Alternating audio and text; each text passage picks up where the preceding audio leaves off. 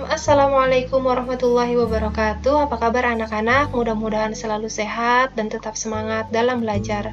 Hari ini kita akan mempelajari tentang interaksi manusia dengan lingkungan, yaitu IPS kelas 5 tema 3 subtema 1.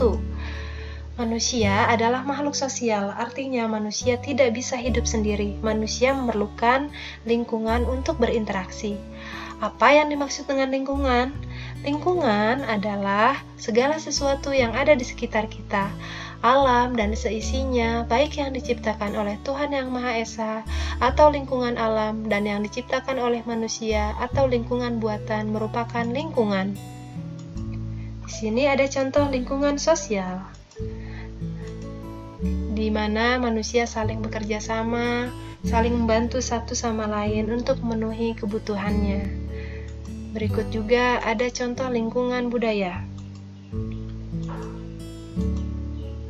Lingkungan budaya adalah seperangkat keyakinan, praktik, kebiasaan, dan perilaku yang dianggap umum bagi semua orang yang hidup di dalam populasi tertentu.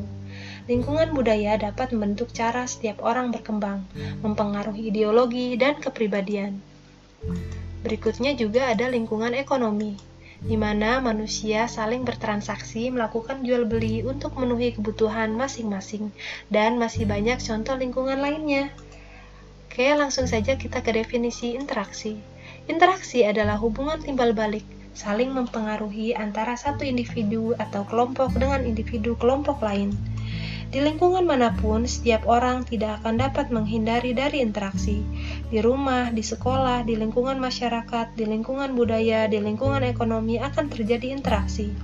Interaksi dilakukan dalam upaya memenuhi kebutuhan manusia yang banyak jenisnya, bukan hanya kebutuhan primer, tetapi juga kebutuhan sekunder dan tersier. Jadi, jika interaksi tidak dilakukan, maka kebutuhan hidup manusia tidak akan terpenuhi. Sebagai contoh, manusia memerlukan makanan untuk memenuhi kebutuhan pokoknya.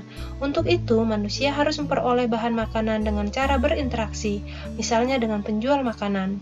Penjual makanan harus berinteraksi dengan pedagang bahan makanan di pasar. Pedagang di pasar untuk mendapatkan barang dagangan yang baik harus berinteraksi, misalnya dengan petani. Oke, untuk lebih jelasnya, pengertian dari kebutuhan primer, sekunder, dan tersier.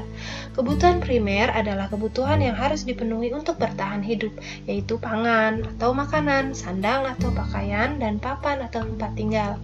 Berikutnya, kebutuhan sekunder adalah kebutuhan yang dipenuhi setelah kebutuhan primer seperti hiburan. Dan berikutnya, kebutuhan tersier adalah kebutuhan yang terakhir dipenuhi setelah kebutuhan primer dan sekunder seperti perhiasan. Berikutnya adalah interaksi manusia dengan lingkungan alam. Lingkungan alam adalah lingkungan yang terbentuk secara alami oleh Tuhan Yang Maha Esa. Laut, gunung, sungai, awan, dan sebagainya merupakan bagian dari lingkungan alam. Suhu udara, tanah, iklim, cuaca juga merupakan bagian dari lingkungan alam baik biotik maupun abiotik. Lingkungan biotik adalah lingkungan alam yang berupa makhluk hidup, sedangkan lingkungan abiotik berupa benda mati. Di sini ada contoh lingkungan biotik, ada manusia dan ada makhluk lainnya, ya seperti hewan-hewan di sini. Kemudian ada contoh abiotik seperti suhu udara, tanah, iklim, cuaca, sinar matahari. Oke, manusia berinteraksi dengan lingkungan alam. Interaksi manusia dengan alam dilakukan melalui penyesuaian diri atau adaptasi dengan lingkungan.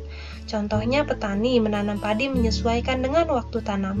Begitu juga nelayan melaut menyesuaikan dengan waktu yang tepat atau menyesuaikan dengan keadaan cuaca. Interaksi manusia dengan lingkungan alam juga dilakukan dengan cara mendominasi alam. Eksplorasi alam berupa penebangan hutan secara liar, penggalian pasir di sungai, pembukaan lahan baru dengan membakar hutan juga merupakan bentuk interaksi yang bersifat mendominasi alam. Yang berikutnya adalah interaksi manusia dengan lingkungan sosial. Interaksi manusia dengan lingkungan sosial menghasilkan interaksi sosial. Interaksi sosial melibatkan individu atau perorangan atau kelompok. Interaksi manusia dengan lingkungan sosial terjadi jika individu atau kelompok individu saling berkomunikasi atau berhubungan. Jadi, komunikasi merupakan syarat utama terjadinya interaksi manusia dengan lingkungan sosialnya dan ada kontak sosial di antara mereka. Interaksi sosial terjadi dengan didorong beberapa faktor, seperti keinginan untuk meniru orang lain atau imitasi, keinginan untuk mempengaruhi orang lain atau sugesti, keinginan untuk sama dengan orang lain atau identifikasi, dan rasa tertarik kepada orang lain atau simpati. Oke, demikianlah pembelajaran kita hari ini. Mudah-mudahan kita sebagai manusia bisa berinteraksi dengan sesama atau dengan lingkungan dengan cara yang baik. Mudah-mudahan video ini bermanfaat. Jangan lupa like and subscribe dan share jika memang video ini bermanfaat. Ibu akhiri, wassalamualaikum warahmatullahi wabarakatuh. Tetap semangat.